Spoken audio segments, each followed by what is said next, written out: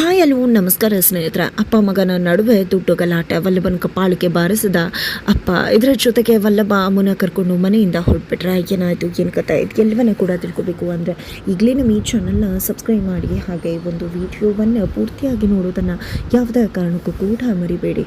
ಇಲ್ಲಿ ವಲ್ಲಭನ ಬೈಕ್ ಕಳವಾಗಿದೆ. ಶ್ರೀಕಂಠು ಮತ್ತು ಫ್ರೆಂಡ್ಸ್ ಎಲ್ಲರೂ ಸೇರಿಕೊಂಡಿದ್ದ ವಲ್ಲಭನ ಬೈಕ್ನ ಎತ್ಕೊಂಡು ಹೋಗಿದ್ದಾರೆ. ಆದರೆ ವಲ್ಲಭಂಗೆ ಗೊತ್ತಿಲ್ಲ ಇದನ್ನು ಶ್ರೀಕಂಠು ಮಾಡಿದ್ದಾನೆ ಅಂತ.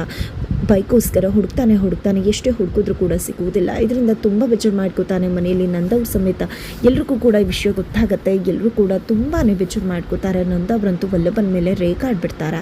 ತದನಂತರ ಇಲ್ಲಿ ವಲ್ಲಭ ತುಂಬ ಫ್ರಸ್ಟ್ರೇಟಲ್ಲಿರ್ತಾರೆ. ಊಟ ಕೂಡ ಮಾಡ್ತಿಲ್ಲ. ಪೊಲೀಸ್ ಕಂಪ್ಲೇಂಟ್ ಕೊಟ್ಟು ಮನೆಗೆ ಬಂದಿದ್ದಾರೆ. ಈ ಕಡೆ ಗಿರೀಶ ಮತ್ತು ಮೀನವರು ಇಬ್ಬರು ಕೂಡ ಅಮ್ಮನ ಕರೆದು ವಲ್ಲಭಂಗೆ ಊಟ ಕೊಡು ಅಂತ ಹೇಳಬೇಕು ಅನ್ಕೋತಾರೆ. ಅಷ್ಟರಲ್ಲಿ ಅಮ್ಮನೇ ಬರ್ತಾಳೆ. ಅಮ್ಮಗೆ ಬಂದಿದ್ದೆ ಅತ್ತೆ ವಲ್ಲಭನ ಊಟಕ್ಕೆ ಕರಿಬಹುದಿತ್ತು. ಇಲ್ಲಿ ಬಂದು ಊಟ ಮಾಡಬೇಕಾದ್ರೆ ಮಾವ ಏನಾದರೂ ಹೇಳಿದ್ರೆ ಸುಮ್ಮನೆ ವಲ್ಲಭ ಬೇಜಾರು ಮಾಡ್ಕೋತಾನೆ. ಮೊದಲೇ ಬೇಜಾರಲ್ಲಿದ್ದಾನೆ. ಅದೇ ಕಾರಣಕ್ಕೆ ನಾನು ಅವನನ್ನು ಇಲ್ಲಿಗೆ ಊಟಕ್ಕೆ ಕರೀಲಿಲ್ಲ. ಅವನಿಗೆ ಇಲ್ಲಿಂದಾನೇ ಊಟ ತೊಗೊಂಡು ಹೋಗಿ ರೂಮಿಗೆ ಕೊಡ್ತೇನೆ ಅಂತ ಹೇಳಿದಾಗ ನಾವು ಅದನ್ನೇ ಹೇಳಬೇಕು ಅಂದ್ಕೊಂಡಿದ್ವಿ. ನಿಜಕ್ಕೂ ಅಮ್ಮ ತುಂಬ ಖುಷಿ ಆಗುತ್ತೆ ಅಂತ ಗಿರಿಜಾ ಮತ್ತು ಮೀನಾ ಇಬ್ಬರು ಕೂಡ ಹೇಳ್ತಾರೆ. ಮತ್ತು ಈ ಬಾರಿ ಅವನೇನಾದರೂ ಊಟ ಮಾಡಿಲ್ಲ ಅಂದರೆ ಮಾಡೋ ತನಕ ನಾನಂತೂ ಬಿಡುವುದಿಲ್ಲ. ನೋಡಿ ಅವನ್ನ ಊಟ ಮಾಡಿಸೇ ತೊಗೊಂಡು ಬರ್ತೀನಿ ತಟ್ಟೆನ ಅಂತ ಹೇಳಿ ಒಳಗಡೆ ಹೋಗ್ತಾಳೆ. ಈ ಕಡೆ ಗಿರಿಜಾ ಮತ್ತು ಮೀನಾ ಇಬ್ಬರು ಕೂಡ ಅಮ್ಮು ಮತ್ತು ವಲ್ಲಭನ ಬಗ್ಗೆ ಮಾತಾಡ್ಕೋತಾರೆ. ಇವರಿಬ್ಬರು ಏನು ನಿಜವಾಗ್ಲೂ ಇಷ್ಟ ಇಲ್ಲದೆ ಮದುವೆ ಆಗಿದ್ದಾರೆ ಅಂತ ಅನ್ನಿಸ್ತದೆ. ಖಂಡಿತ ಇಲ್ಲ. ಇಬ್ಬರು ಒಬ್ರಿಗೊಬ್ರು ಹೇಗೆ ಕಷ್ಟಕ್ಕಾಗ್ತಾರೆ, ಇಬ್ಬರನ್ನ ಕೂಡ ಇಬ್ಬರು ಹೇಗೆ ಅರ್ಥ ಮಾಡ್ಕೋತಾರೆ, ಹೇಗೆ ಸ್ಪಂದಿಸ್ತಾರೆ ಇಬ್ಬರ ಕಷ್ಟಕ್ಕೂ ಕೂಡ. ನಿಜವಾಗ್ಲೂ ಇವರಿಬ್ರದ್ದು ಎಂಥ ಒಳ್ಳೆ ಜೋಡಿ. ಜೊತೆಗೆ ಇಲ್ಲಿ ನಾವೇ ಕರೆದು ಊಟ ಕೊಡಬೇಕು ಅಂದ್ಕೊಂಡ್ರೆ ಅವಳೇ ಬಂದು ಊಟ ತೊಗೊಂಡು ಹೋದ್ಲು. ಎಷ್ಟು ಖುಷಿ ಆಗುತ್ತೆ. ಇವರಿಬ್ರು ಹೀಗೆ ಇರಲಿ, ಪಾಪ ವಲ್ಲಭನ ಸಮಸ್ಯೆ ಆದಷ್ಟು ಬೇಗ ಬಗೆಹರಿಲಿ ಅಂತ ಅನ್ಕೋತಾರೆ. ಆ ಕಡೆ ಅಮ್ಮ ವಲ್ಲಭ ಊಟ ಮಾಡು ವಲ್ಲಭ, ನನಗೆ ಹೊಟ್ಟೆ ಹಸುವಾಗ್ತಿರುತ್ತೆ, ತಗೋ, ನಂಗೆ ಅರ್ಥ ಆಗುತ್ತೆ ನಿಂಗೆ ತುಂಬ ಬೇಜಾರಾಗಿದೆ ಅಂತ. ಬೈಕ್ ನಿನ್ಗೆ ಎಷ್ಟು ಇಂಪಾರ್ಟೆಂಟ್ ಅಂತ ಕೂಡ ನನಗೆ ಗೊತ್ತಿತ್ತು. ಅಂಥದ್ರಲ್ಲಿ ಈಗ ಬೈಕ್ ಕಳವಾಗಿದೆ, ನಂಗೆ ಅರ್ಥ ಆಗುತ್ತೆ, ತಗೋ ವಲ್ಲಭ ಊಟನ ಅಂತ ಹೇಳಿದಾಗ ಸುಮ್ಮನೆ ತೊಗೊಂಡು ಹೋಗ್ಬಿಡು, ನನಗೆ ಊಟನೂ ಬೇಡ ಏನೂ ಬೇಡ ಅಂತ ಹೇಳಿ ವಲ್ಲಭ ಹೇಳಿದಾಗ ಇಲ್ಲ ವಲ್ಲಭ, ನಾನು ಊಟ ತೊಗೊಂಡು ಹೋಗೋದಿಲ್ಲ. ಇದೇ ಪರಿಸ್ಥಿತಿಯಲ್ಲಿ ನಾನೇನಾದರೂ ಊಟ ಬೇಡ ಅಂತ ಸುಮ್ಮನೆ ಇದ್ದಿದ್ರೆ ನೀನು ಸುಮ್ಮನೆ ಇರ್ತಿದ್ಯಾ? ಇಲ್ಲ ತಾನೇ, ಊಟನ ಫೋರ್ಸ್ಫುಲಿ ಮಾಡಿಸ್ತಿದ್ದೆ ಅಲ್ವಾ? ಹಾಗೆ ನಾನು ಕೂಡ ನೀನು ಊಟ ಮಾಡೋ ತನಕ ಬಿಡೋದಿಲ್ಲ ಕಣಪಾಪ, ಸುಮ್ಮನೆ ಊಟ ಮಾಡು ಅಂತ ಹೇಳಿ ಅಮ್ಮ ಹೇಳಿದಾಗ ರುಚಿಗೆ ಎದ್ಬಿಡ್ತಾನೆ ವಲ್ಲಭ. ಏನು ಅಂದ್ಕೊಂಡಿದ್ಯಾ? ಸುಮ್ಮನೆ ಯಾಕೆ ಇರಿಟೇಟ್ ಮಾಡ್ತಿದ್ಯಾ? ಇದೇ ಆಗೋಯ್ತಲ್ವ ನಿಂದು. ನಾನು ಊಟ ಬೇಡ ಅಂದರೆ ಬೇಡ ಅಷ್ಟೇ, ಅದನ್ನು ಬಿಟ್ಟು ಈಗ ರೀತಿ ಯಾಕೆ ಫೋರ್ಸ್ ಮಾಡ್ತಿದ್ಯಾ? ನನ್ನ ಬೈಕ್ ಕಳವಾಗಿದೆ, ಎಷ್ಟೆಲ್ಲ ಕಷ್ಟ ಇದೆ. ಆ ಬೈಕ್ ಇಲ್ಲ ಅಂದರೆ ನನಗೇನೂ ಮಾಡೋಕ್ಕಾಗಲ್ಲ. ಅಪ್ಪಂಗೆ ದುಡ್ಡು ಕೊಡಬೇಕು, ಜೀವನ ನಡೆಸಬೇಕು, ನೀನು ಪಾಕೆಟ್ ಮನಿ ಕೊಡಬೇಕು, ಸುಮ್ಮನೆನಾ ಅಂತ ಅಂದ್ಕೊಂಡಿದ್ಯಾ? ಇಷ್ಟೆಲ್ಲ ಫ್ರಸ್ಟ್ರೇಷನಲ್ಲಿ ಬೈಕ್ ಕಾಣಿಸ್ತಿಲ್ಲ ಅಂತ ನಾನಿದ್ರೆ ನೀನು ಬಂದು ಊಟ ಮಾಡು ಅಂತಿದ್ಯಾ. ಒಂದಿನ ಊಟ ಮಾಡಲಿಲ್ಲ ಅಂದರೆ ನಾನೇನು ಸತ್ತು ಹೋಗ್ಬಿಡ್ತೇನೆ. ಸುಮ್ಮನೆ ಈ ರೀತಿ ಕಾಡು ಪಾಪ, ಊಟ ಮಾಡು ಅದು ಇದು ಅಂತ ನಾನು ಇರಿಟೇಟ್ ಮಾಡೋಕ್ಕೆ ಬರಬೇಡ ನೀನು ಅಂತ ಹೇಳಿ ತುಂಬ ಅಂದರೆ ತುಂಬ ರೇಗ್ ಬಿಡ್ತಾರೆ. ಇದರಿಂದಾಗಿ ಅಮ್ಮ ತುಂಬ ಬೇಜಾರು ಮಾಡಿಕೊಂಡು ಆಚೆ ಬಂದಾಗ ನೋಡಮ್ಮ ಅಮ್ಮ ವಲ್ಲಭಂಗೆ ತುಂಬ ಬೇಜಾರಾಗಿದೆ. ಹಾಗಾಗಿ ಅವನ ರೀತಿ ಮಾತಾಡ್ದ, ನೀನು ಅದನ್ನೆಲ್ಲ ಮನ್ಸಿಗೆ ಹಾಕೊಂಡು ತಲೆ ಕೆಡಿಸ್ಕೋಬೇಡ ಮಗಳ, ಎಲ್ಲ ಕೂಡ ಸರಿ ಹೋಗುತ್ತೆ ಅಂತ ಹೇಳಿ ಗಿರಿಜಾ ಅವರು ಅಮ್ಮಗೆ ಬುದ್ಧಿ ಹೇಳಿದಾಗ ಅಯ್ಯೋ ಅತ್ತೆ ನಾನು ಯಾಕೆ ಬೇಜಾರು ಮಾಡ್ಕೊಳ್ಳಿ, ವಲ್ಲಭ ಇಷ್ಟು ಬೈದಿದ್ದಾನೆ ಅಂದರೆ ಅವ್ನ ಮನಸ್ಸಿಗೆ ಎಷ್ಟು ಘಾಸಿ ಆಗಿರ್ಬೋದು. ಒಂದಿನ ಕೂಡ ಅವ್ನು ನನ್ನನ್ನು ಇಷ್ಟು ಬೈದವನಲ್ಲ, ಆದರೆ ಇವತ್ತು ಇಷ್ಟು ಬೈತಿದ್ದಾನೆ ಅಂದರೆ ಅವ್ನ ಮನಸ್ಸಿಗೆ ತುಂಬಾ ಹರ್ಟ್ ಆಗಿದೆ. ಖಂಡಿತ ನನಗೆ ಅರ್ಥ ಆಗುತ್ತೆ ಅವ್ನ ಪರಿಸ್ಥಿತಿ ಏನು ಅಂತ. ನಾನಂತೂ ಬೇಜಾರು ಮಾಡ್ಕೊಳ್ಳಲ್ಲ. ಅವ್ನು ಬೈಕಾದಷ್ಟು ಬೇಗ ಸಿಕ್ಕಿದ್ರೆ ಅಷ್ಟೇ ಸಾಕು ಅಂತ ಹೇಳಿ ಅಮ್ಮ ಕೂಡ ಹೇಳ್ತಾರೆ. ಇದರಿಂದ ಗಿರಿಜಾ ಮತ್ತು ಮೀನಾಗೆ ತುಂಬ ಖುಷಿ ಆಗುತ್ತೆ. ವಲ್ಲಭನ ಎಷ್ಟು ಚೆನ್ನಾಗಿ ಅರ್ಥ ಮಾಡ್ಕೊಂಡಿದ್ದಾಳೆ ಅಮ್ಮು ಅಂತ. ಈ ಕಡೆ ಬೆಳಗ್ಗೆ ಆಗುತ್ತೆ. ಬೆಳಗ್ಗೆ ಆಗ್ತಿದ್ದಾಗೆ ವಲ್ಲಭ ಏನಪ್ಪ ಮಾಡಲಿ ಅಂತ ಅಂದ್ಕೊಂಡಿದ್ದೆ, ಬೇರೆಯವ್ರನ್ನ ಫ್ರೆಂಡ್ಸ್ನ ಎಲ್ಲರನ್ನೂ ಕೂಡ ಬೈಕ್ ಸಿಗುತ್ತಾ ಅಂತ ಹೇಳಿ ಕೇಳ್ತಿದ್ದಾರೆ.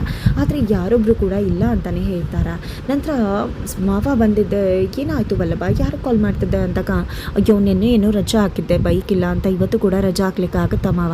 ಅದೇ ಕಾರಣಕ್ಕೆ ಬೈಕ್ನ ಯಾರ ಹತ್ರನಾದರೂ ಕೇಳೋಣ ಅಂದ್ಕೊಂಡು ಫೋನ್ ಮಾಡಿದೆ, ಬಟ್ ಯಾರೂ ಕೂಡ ಕೊಡೋದಕ್ಕೆ ರೆಡಿ ಇಲ್ಲ ಅಂದಾಗ ಅಯ್ಯೋ ನಿಜಕ್ಕೂ ನಿನ್ನ ಪರಿಸ್ಥಿತಿ ನೋಡಿದ್ರೆ ತುಂಬ ಬೇಜಾರಾಗುತ್ತೆ. ಏನು ಮಾಡಬೇಕು ಅಂತಲೇ ಗೊತ್ತಾಗ್ತಿಲ್ವಲ್ಲ. ಹೌದು ಮಾವ, ನನಗೆ ಕೆಲಸಕ್ಕೆ ಹೋಗೋಕ್ಕೆ ಶುರು ಮಾಡಿದಾಗ ಒಂದು ಸೈಕಲ್ ಕೊಡಿಸಿದ್ರು, ಸ್ವಲ್ಪ ದಿನ ಓಡಿಸಿ ಹಾಗೆ ಇಟ್ಬಿಟ್ಟೆ, ನನ್ನ ಕಾಲಿಗೆ ಸಾಕಾಗಿಲ್ಲ ಅಂತ.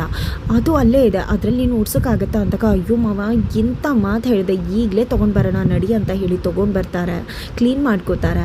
ನಂತರ ಇಲ್ಲಿ ನಿಜಕ್ಕೂ ನಿನಗೆ ಎಷ್ಟು ಥ್ಯಾಂಕ್ಸ್ ಹೇಳಿದ್ರು ಸಾಲದು ಮಾವ ಅಂತ ವಲ್ಲಭ ಹೇಳಿದಾಗ ನಾನೇ ನಿನ್ನ ಕಾರ್ ಗಿಫ್ಟ್ ಕೊಡಿಸಿದ್ದೇನೆ, ಇಷ್ಟು ಥ್ಯಾಂಕ್ಸ್ ಹೇಳ್ತಿದ್ಯಲ್ಲ ನೀನು ಅಂತ ಹೇಳಿ ಸುಂದ್ರ ಅವ್ರಿಗೆ ಹೇಳಿದಾಗ ಮಾವ ನೀನು ಕಾರಲ್ಲ ಇವತ್ತು ಸೈಕಲ್ ಕೊಡಿಸಿದ್ಯಲ್ವ, ಎಷ್ಟು ಖುಷಿ ಆಗ್ತದೆ ಗೊತ್ತಾ, ತುಂಬ ಥ್ಯಾಂಕ್ಸ್ ಅಂತ ಹೇಳಿದ್ದೆ.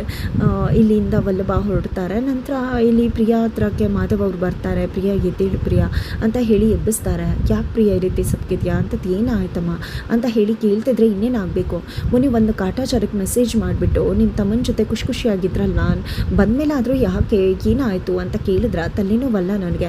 ಒಂದಿನ ಕೂಡ ನಾನು 7ವರೆಗೆ ಇದ್ದದಿಲ್ಲ, ಆದರೆ 2 ದಿನದಿಂದ 7ವರೆಗೆ ಎದ್ದೇಳ್ತಾ ಇದ್ದೀನಿ, ಸರಿಯಾಗಿ ನಿದ್ರೆ ಕೇರೇ ಮಾಡ್ತಿಲ್ಲ. ನಿಮಗೆ ನನ್ನ ಬಗ್ಗೆ ಕಾಳಜಿನೇ ಇಲ್ಲ ಅಲ್ವಾ? ನನ್ನ ಬಗ್ಗೆ ಕಾಟಾಚಾರ ಅಷ್ಟೇ ಅಲ್ವಾ? ಅಂದಾಗ ಯಾಕೆ ಆ ರೀತಿ ಅನ್ಕೋತಿದ್ಯಾ? ಹೌದು, ನಾನು ತಪ್ಪು ಮಾಡಿದೆ, ಇಲ್ಲ ಅಂತ ಹೇಳ್ತಿಲ್ಲ, ಕ್ಷಮಿಸ್ಬಿಡಮ್ಮ ಅಂತ ಹೇಳಿ ಮಾಧವ್ ಅವರು ಕೇಳ್ಕೊತಾರೆ. ಇಲ್ಲ, ನಂಗೆ ತುಂಬ ಅಂದರೆ ತುಂಬ ಬೇಜಾರಾಗ್ತದೆ. ನೀವು ನಡ್ಕೋತಿರೋ ರೀತಿ ನಂಗೆ ಸ್ವಲ್ಪ ಕೂಡ ಇಷ್ಟ ಆಗ್ತಿಲ್ಲ. ನಿಮ್ಮ ಜೀವನದಲ್ಲಿ ನಾನು ಏನೂ ಇಲ್ಲ ಅಂತ ಅನ್ನಿಸ್ತಿದೆ. ಇಷ್ಟೇ ನಾ ಗಂಡ ಹೆಂಡತಿ ಸಂಬಂಧ ಅಂತ ಹೇಳಿದಾಗ ಇನ್ನು ಮುಂದೆ ಈ ರೀತಿ ಆಗೋದಿಲ್ಲ, ದಯವಿಟ್ಟು ಕ್ಷಮಿಸ್ಬಿಡು ಅಂತ ಮಾಧವ್ ಒಬ್ಬರು ಕೇಳ್ಕೊತಾರೆ.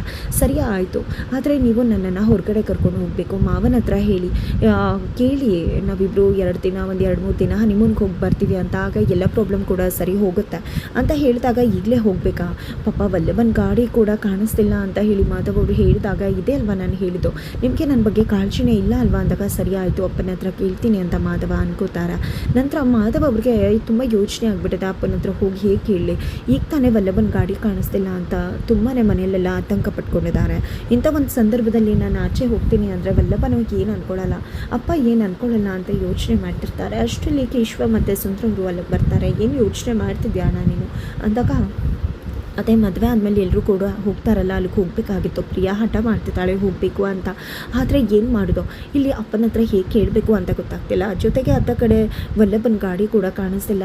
ಇಂಥ ಸಮಯದಲ್ಲಿ ಹೋದರೆ ಅವ್ನು ಏನು ಅಂದ್ಕೊಳ್ಳೋದಿಲ್ಲ ಅಂದಾಗ, ಅಯ್ಯೋ ಅಣ್ಣ, ಹನಿಮೂನ್ ಬಗ್ಗೆನ ಅದಕ್ಕೇ ಹೇಳ್ತಿದ್ದಾರೆ ಅಂದರೆ ನೀನು ಖುಷಿಯಿಂದ ಹೋಗಬೇಕು, ಅಪ್ಪನ ಹತ್ರ ಕೇಳು, 2 ಅಲ್ಲ 4 ದಿನ ಕಳಿಸ್ಕೊಡ್ತಾರೆ ನಿನ್ನ, ಯಾಕಂದರೆ ಅಪ್ಪಂಗೆ ನೀನಂದರೆ ತುಂಬ ಇಷ್ಟ. ಅಯ್ಯೋ ನೀನು ಯಾಕೆ ವಲ್ಲಭನ ಬಗ್ಗೆ ಯೋಚನೆ ಮಾಡ್ತಿದ್ಯಾ? ನಾವೇನಾದ್ರು ಚಿಕ್ಕದ್ರಿಂದ ಆ ರೀತಿ ಬೆಳ್ಕೊಂಡು ಬಂದಿದ್ದೇವ? ಖಂಡಿತ ವಲ್ಲಭ ಅರ್ಥ ಮಾಡ್ಕೋತಾನೆ, ನೀನು ಸುಮ್ಮನೆ ಹೋಗ್ಬಾ ಅಂತ ಕೇಶವ ಮತ್ತು ಸುಂದರ ಅವರು ಹೇಳ್ತಾರೆ. ಈ ಕಡೆ ವಲ್ಲಭ ಸೈಕಲ್ನಲ್ಲೇ ಡೆಲಿವರಿ ಕೊಡ್ತಿದ್ದಾರೆ. ಡೆಲಿವರಿ ಲೇಟ್ ಆಗ್ತಿದೆ, ಕಸ್ಟಮರ್ಸ್ ಎಲ್ಲ ಬೈತಿದ್ದಾರೆ. ಇದನ್ನು ಗಿರಿಜಾ ಮತ್ತು ಅಮ್ಮು ದೇವಸ್ಥಾನದಿಂದ ಬರಬೇಕಾದ್ರೆ ನೋಡ್ಬಿಡ್ತಾರೆ. ಇಲ್ಲ, ನನ್ನ ಮಗನಿಗೆ ಎಂಥ ಪರಿಸ್ಥಿತಿ ಬಂದುಬಿಡ್ತು, ಇದಕ್ಕೆಲ್ಲ ಫುಲ್ ಸ್ಟಾಪೇ ಇಲ್ವಾ? ಯಾಕೆ ಇವರು ಈ ರೀತಿ ಆಡ್ತಾರೆ? ನನ್ನ ಮಗನ ಈ ಪರಿಸ್ಥಿತಿಯಿಂದ ಹೊರಗಡೆ ತರಬಹುದಲ್ವಾ ಅಂತ ಹೇಳಿ ತಮ್ಮ ಗಂಡನ ಬಗ್ಗೆ ತುಂಬ ವೆಚ್ಚ ಮಾಡಿಕೊಂಡು ಮಾತನಾಡ್ತಿದ್ದಾರೆ.